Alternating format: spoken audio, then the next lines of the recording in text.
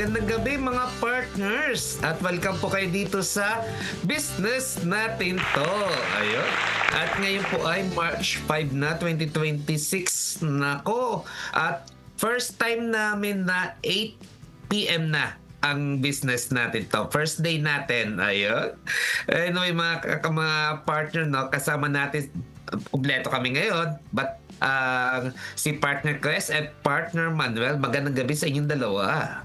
Ayan, magandang gabi, ka-partner Randy, ka-partner Manuel. Magandang gabi po sa mga regular listeners natin.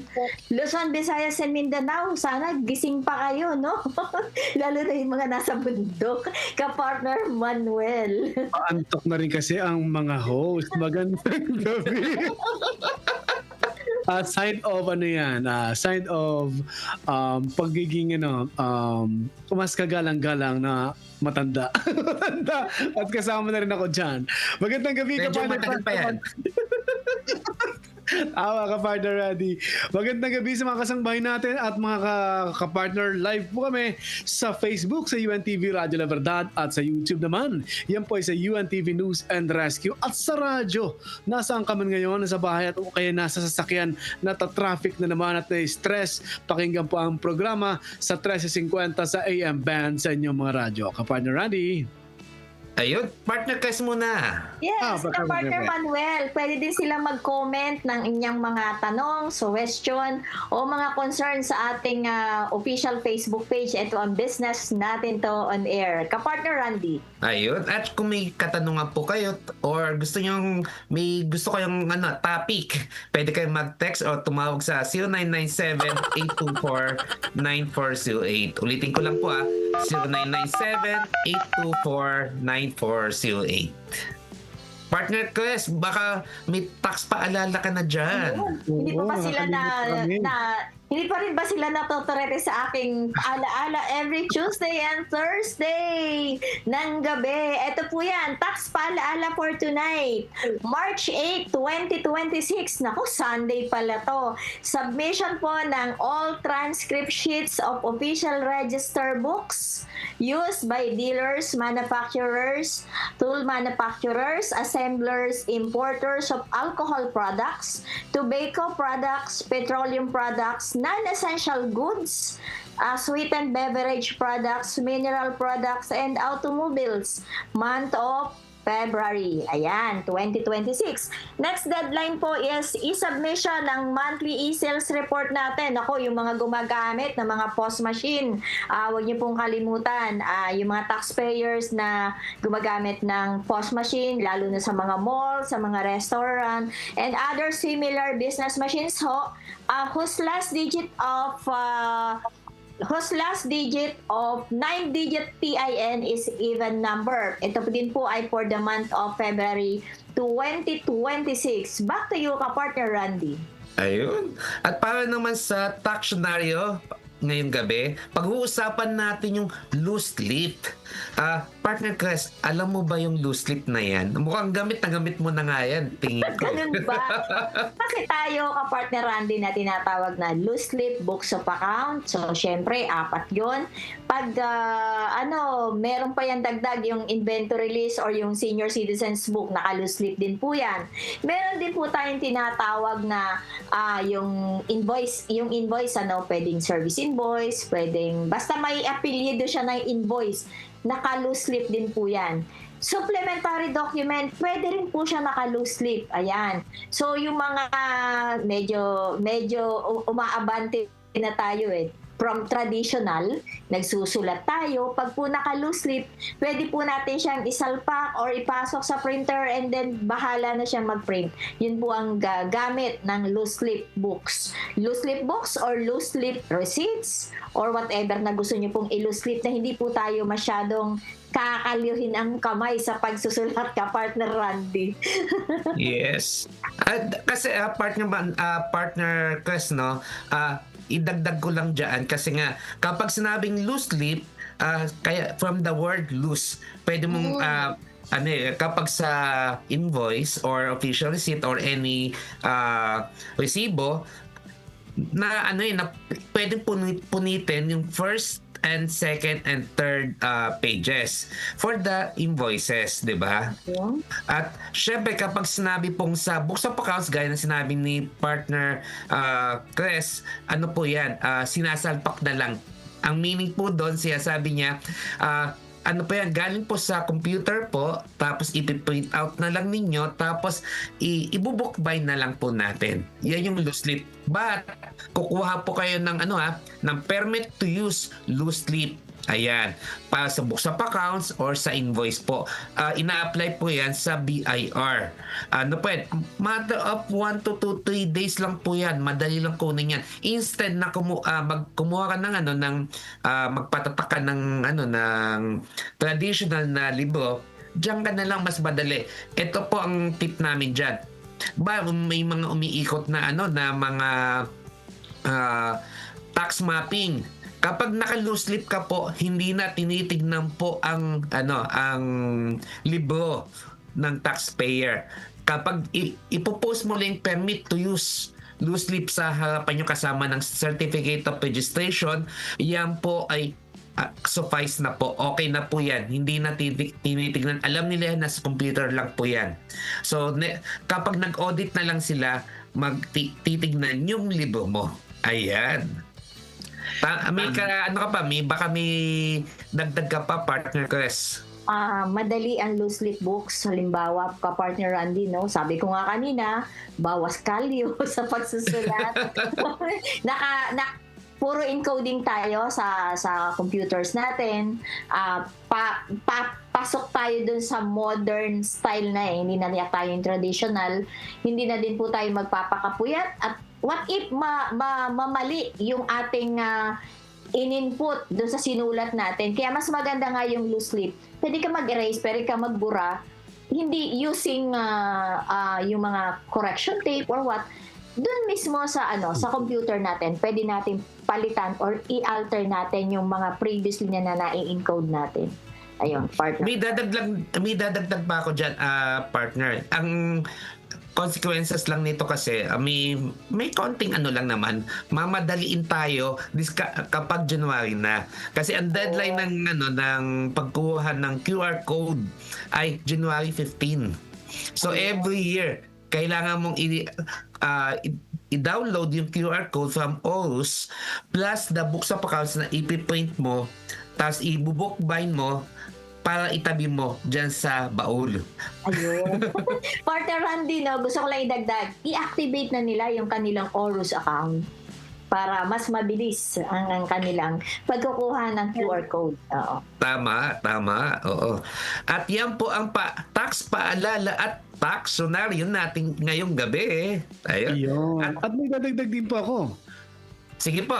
Opo, yun po ang loose leaf, hindi po yan nose lift. Ay! Loose leaf books. Po ay cosmetic procedure po yan. Baka isipin na nosebleed yun na cosmetic procedure. Nosebleed pala. Nosebleed tayo dyan. Tanda nila ang loose leaf, hindi po nose lift. Yung malimag na yan kay Partner Randy at kay Partner Chris. Oo. Partner Manuel, naalala ko tuloy yung last episode natin.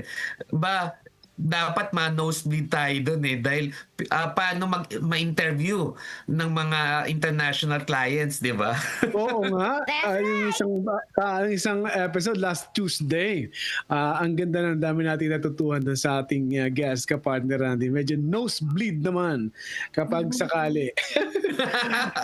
At tayo kung gusto mo talagang makuha ka ng mga makakuha ng client from abroad, talagang panoorin niya yung nilang episode na yun kasi napakagandang paghandaan, ka-partner Randy. Yes, tama. Kasi maraming tips doon sa episode na yun.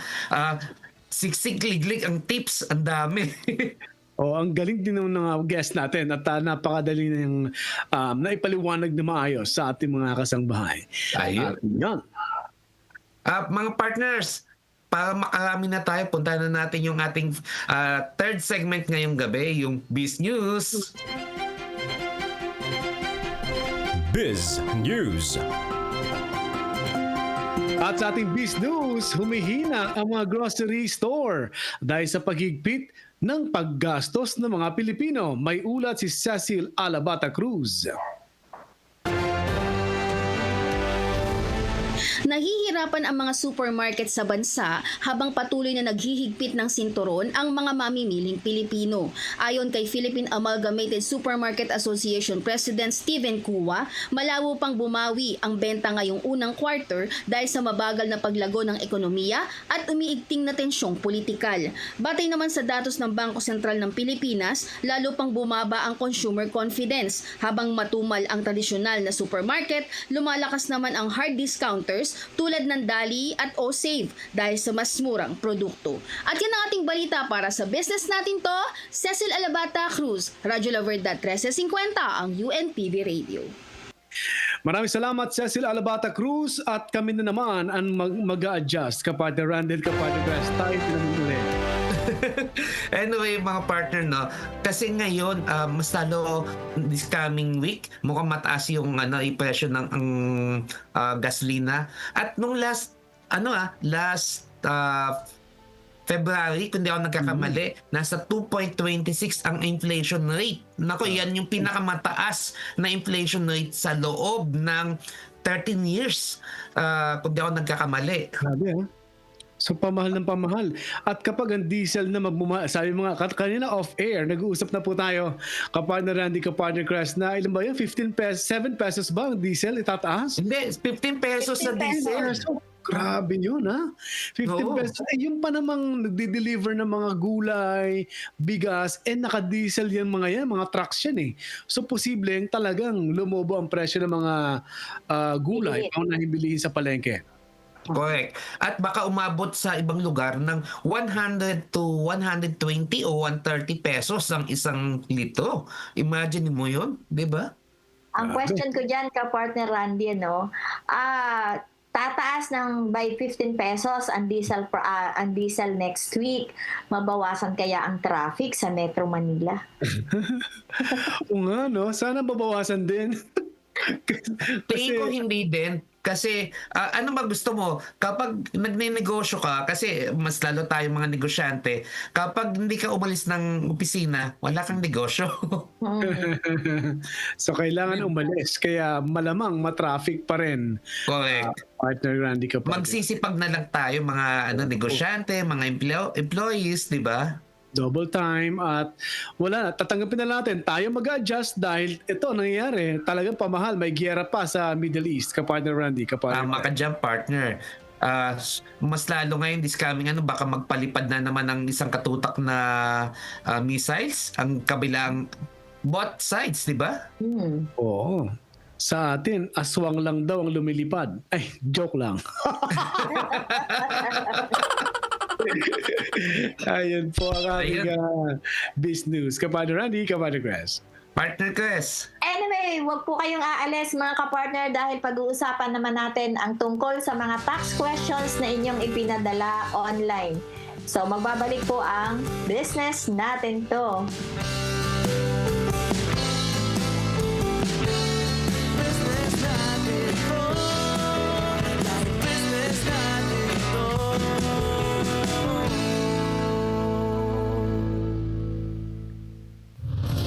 Radyo La Verdad 1350, ang UNTV Radio.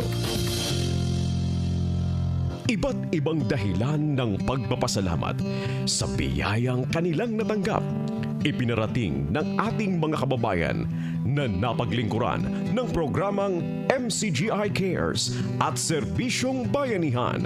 Maraming salamat po sa inyong pagsiservisyo dito sa amin, yung kawang gawa ninyo, at napakarami pong tao na natutulungan.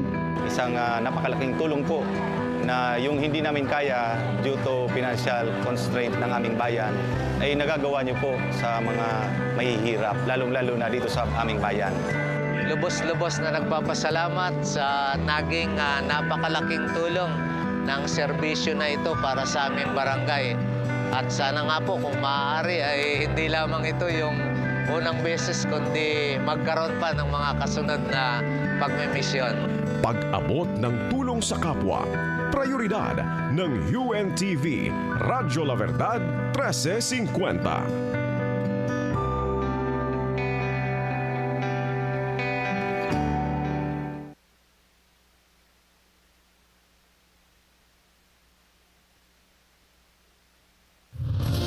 Radyo La Verdad 1350, ang UNTV Radio.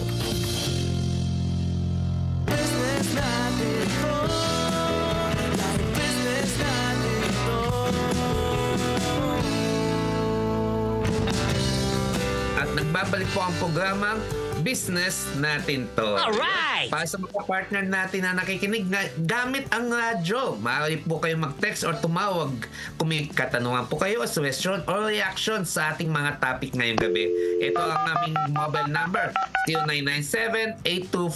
0997-824-9408. Ulitin ko ulit po, 0997-824-9408. Nakikita nyo po sa bandang baba po ng screen yung aming hotline number po. Partner Manuel. Yes, kung nakikinig po kayo sa Radyo La Verdad sa 1350 sa AM Band, live din po kami sa Facebook sa Business Natin To On Air. Pwede po kayo diyang mag-comment sa aming Facebook page. Yan ay Business Natin To On Air. Ayun.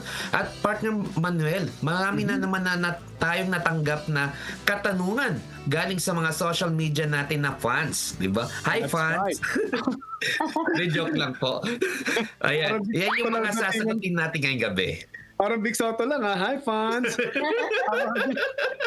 Tama ka dyan, Bossing Randy. Kaya wag na natin patagalin pa ang ating discussion. Punta natin agad ang ating tax service questions. Iyon, eto na. At ato, salit-salitan po ulit ang ating mga accountant host.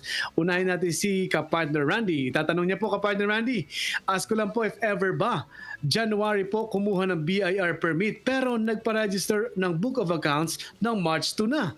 Tapos nag-start na sa pagsulat ay March 2 rin. Magkaka-penalty po ba yon? Malalaman po ba nila kung sakaling ma-tax map at sabihin kaka-operate lang? Ayun. Actually, medyo kulang yung yung katanungan natin. Kasi kapag kumuha ka ng BIR permit, ibig sabihin, nag-register ka na. Ibig sabihin yan, nakakuha ka na ng SEC, Certificate of Registration, nakapag-file ka na doon, or DTI, or yung sole proprietor natin na certificate. Ibig sabihin, na tayo, registered na po tayo.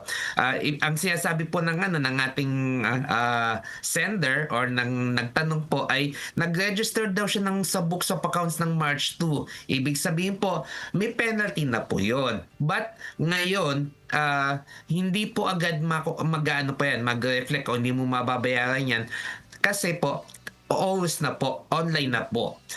So kapag nagsa-online po kasi sa OWS na yon, kung for example, January ka nakapag-register po ng BIR, but March 2 pa yan, walang yan, hindi yan hindi ka kokolektahin, hindi ka pupuntahan, walang love letter yan, wala pa.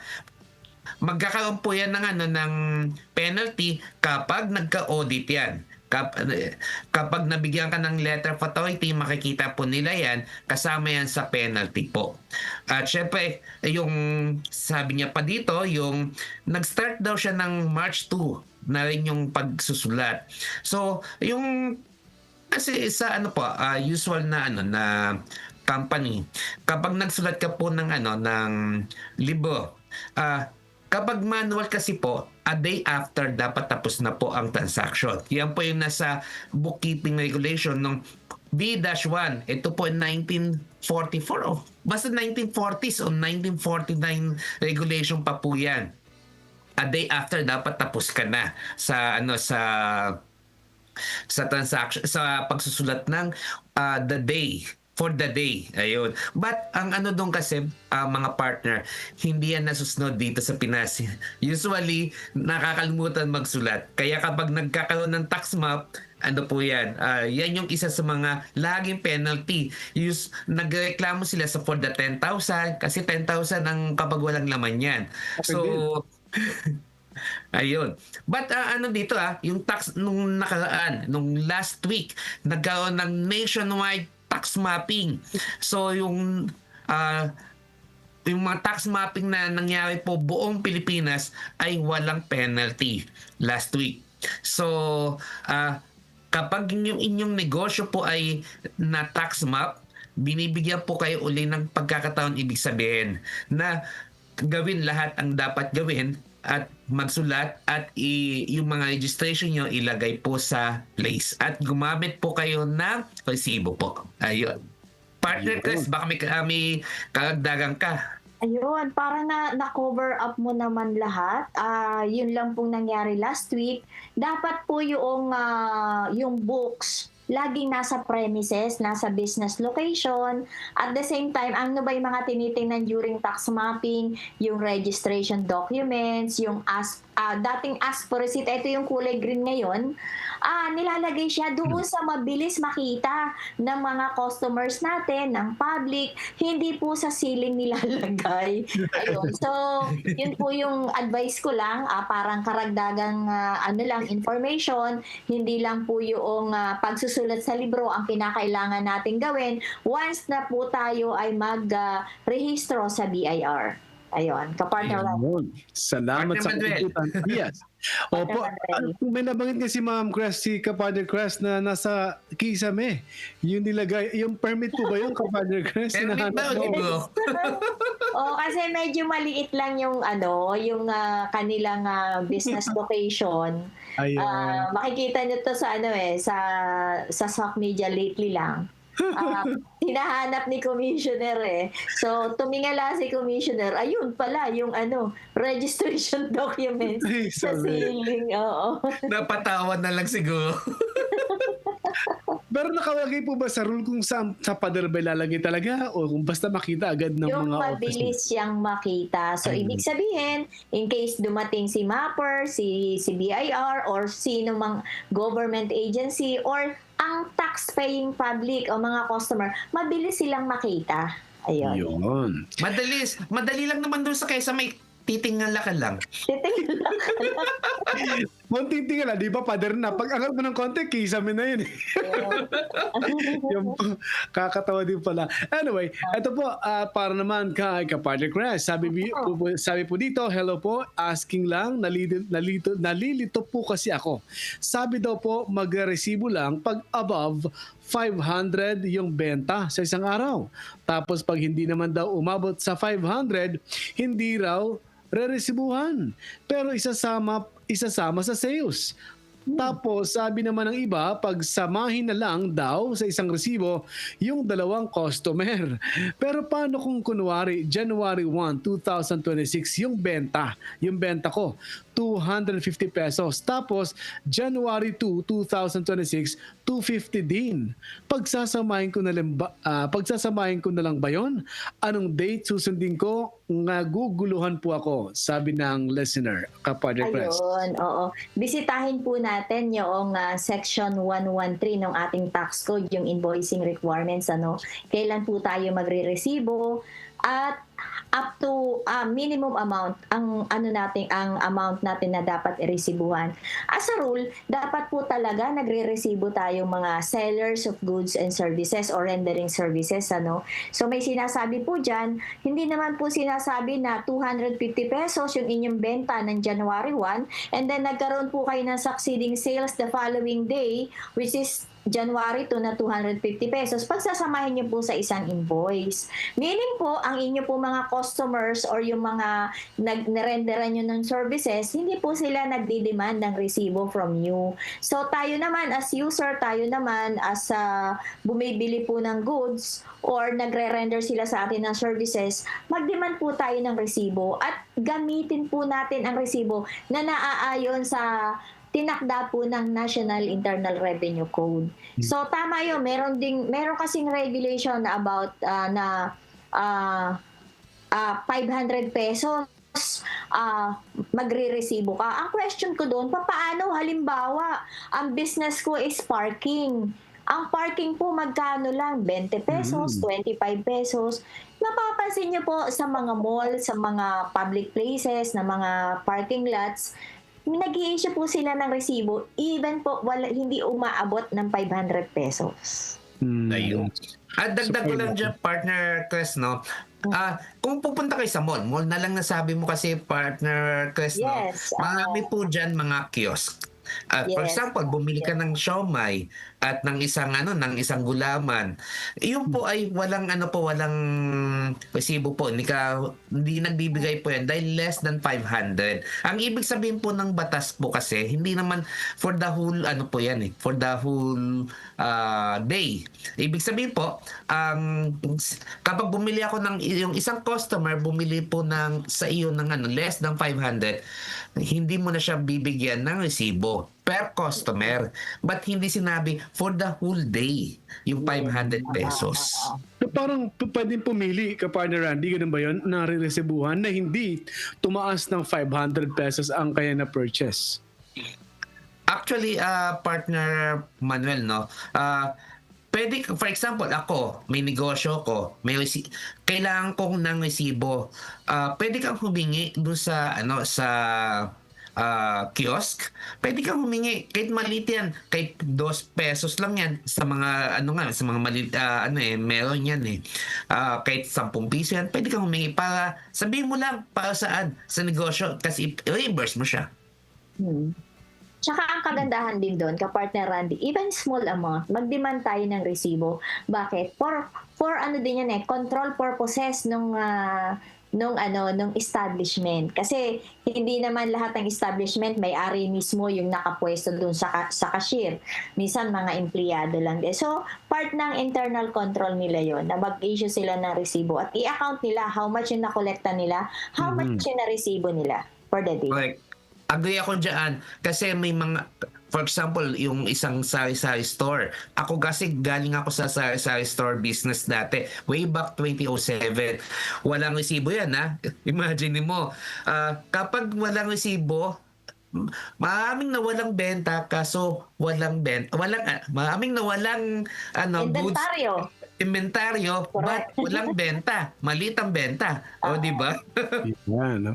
Ganun pala kahalaga ang pag-resibo. Pero may pagkakaiba po ba ang invoice sa receipt? Ayun. Ang dyan, dati kasi, partner Manuel, ang invoice dati, sale of goods. For the sale of goods. Ang official receipt dati, sale of services. Okay. Ayun, malinaw dati yan. But nung 2023, kung di ako nagkakamali, yung year, naging isa na lang po ang primary document, yung invoice na lang. Ang pagkakaiba nito, yung invoice, maraming klase ng invoice na ngayon. May billing invoice, may service invoice, may sales invoice, parking invoice, yung katulad sinabi ni partner Chris, at iba-iba pa. Basta may invoice na na surname. Yan yung invoice. Itong official receipt ngayon ay naging secondary na siya, partner Manuel. Kapag sinabing secondary, for example, nag-issue ko ng sales invoice. Tapos, after a day pa siya nagbayad ng pangalan nito, ng payment. Official receipt ang ibibigay ko dun sa kliyente. Ganun yun. Pala yun. Kapag receipt of the cash, yung official receipt. Ayun, kapag na-receive na. Pero yung invoice, pwedeng mauna siya. Kapartner Randy. Mauuna siya.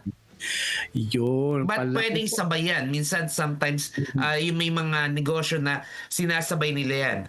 Sometimes, official, yung invoice na lang yung binibigay din. For example, yung mga cash invoice, yun na yun. Yun na yun yung ibibigay sa'yo. Katulad sa mga hardware, cash invoice yan usually. Okay. Salamat kay Partner Randy, kay Partner Chris. Next question naman po mula sa ating taga-subaybay ng business natin to dito sa Radyo La Verdad. Hello, itatanong ko lang po if wala namang magiging problema o wala namang magiging problem. Nag-close ako ng business this February at nag-email na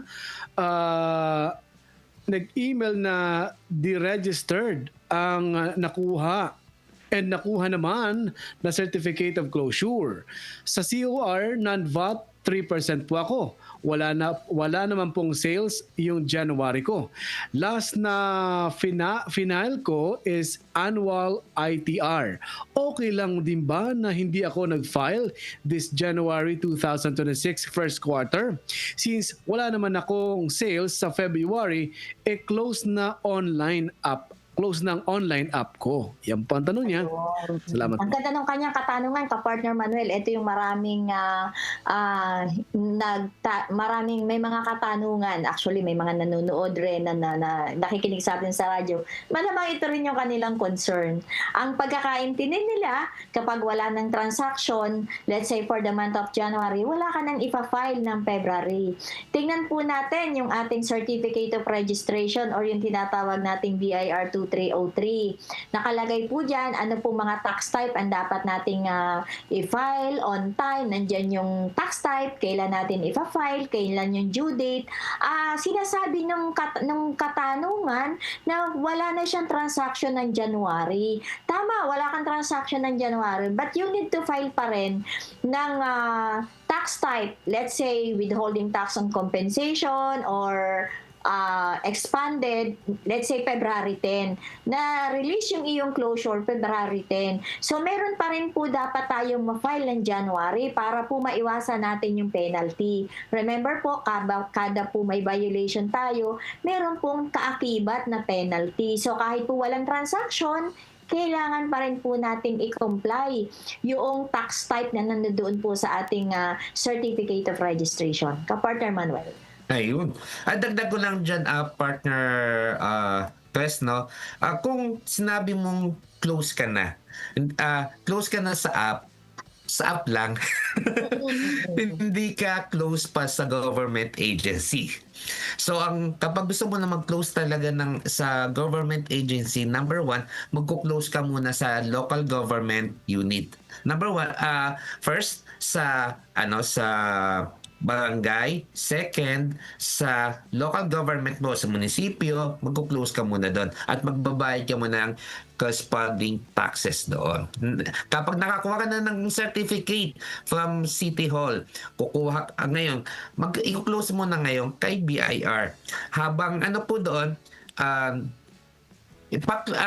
may tawag kami doon eh. Ang tawag ba doon, partner, yung stockpiler? Tama ba ang ko? Stop filer yun. Pero kasi may transaction pa siya wala na siyang transaction ng January, na-issue yung closure niya is Feb. So, still, open case yan in case hindi siya mag-file ng February.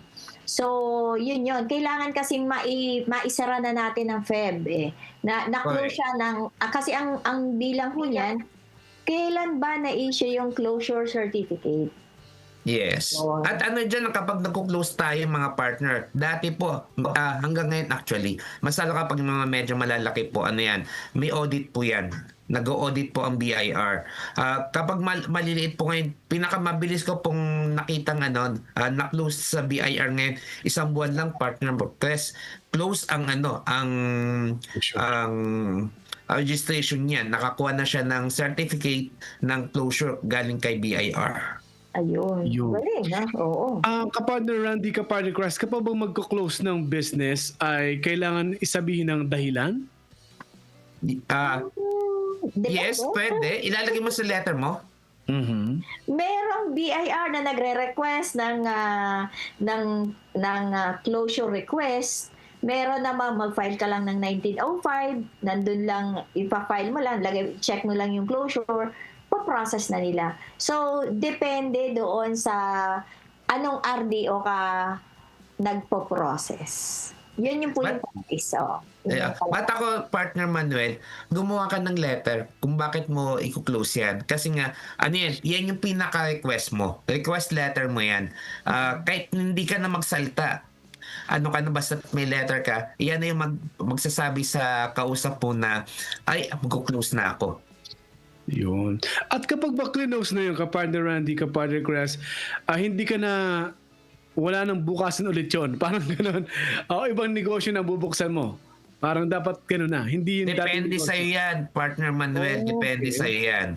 Pwede mo kasing naisara na, halimbawa, yung business na yon nagkaroon ka na, nakaisip ka ng ibang business activity.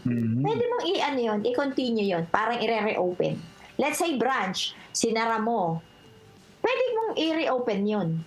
Or, magse-set up ka na ulit ng another branch under naman ng iyong main na TIN. Yes. At dagdag ko dyan, partner Manuel and partner Chris, what if yung clinose mo, yung nakapangalan sa mga sole proprietor, syempre, naisipan mo magnegosyo uli under sole proprietor, pwede po yun kapag close na. Ayun nga, ang kagandahan nun, malinis na yung, yung nakaraan mo, yung future mo na lang yung iintindihin mo, di ba? Maganda, may future ka talaga. At yan ang maganda sa pagnenegosyo. At nagtatanong sa programang ito sa ating mga kasamang ka-partner Quest at ka-partner Randy. At sa mga nasa Facebook Live, batiin natin.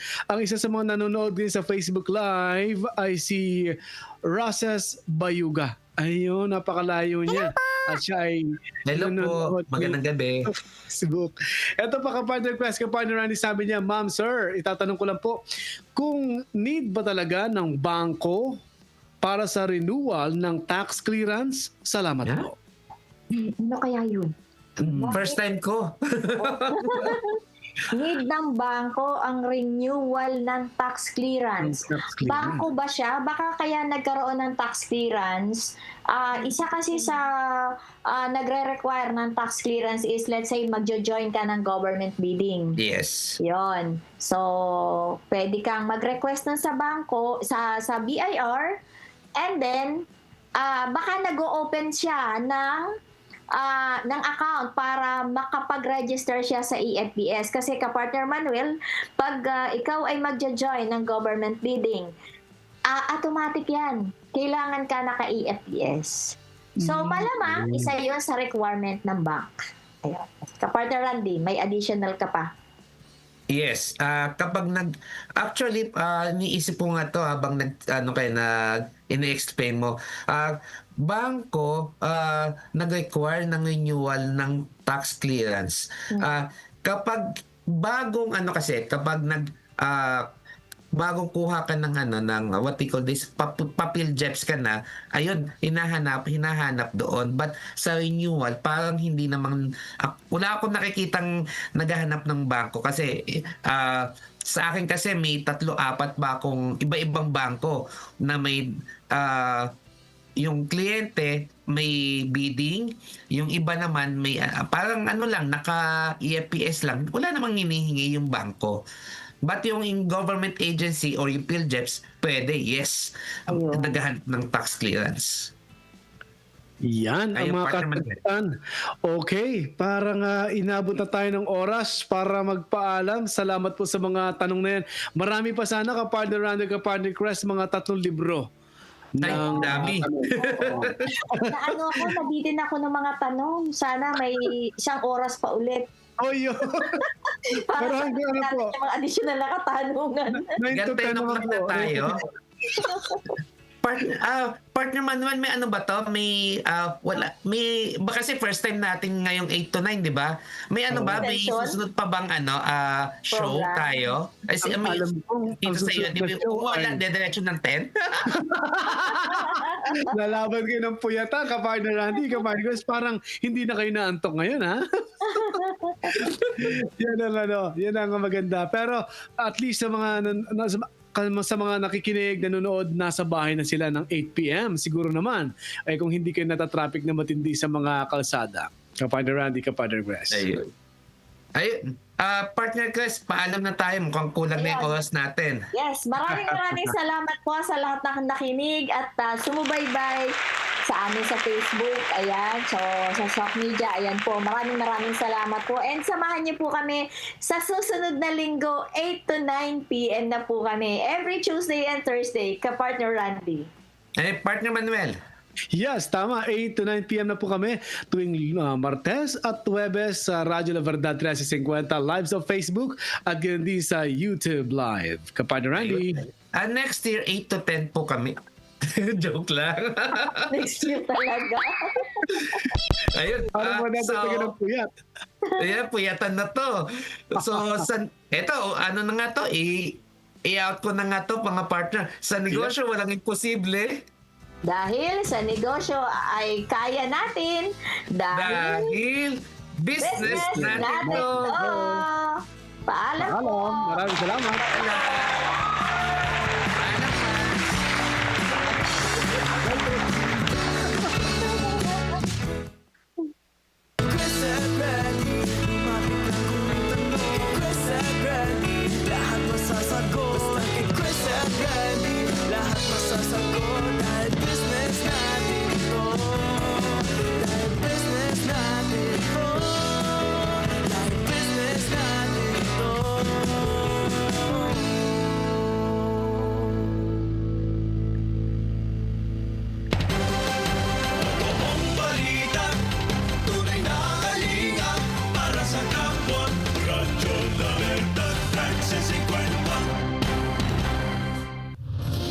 Radyo La Verdad 1350, ang UNTV Radio.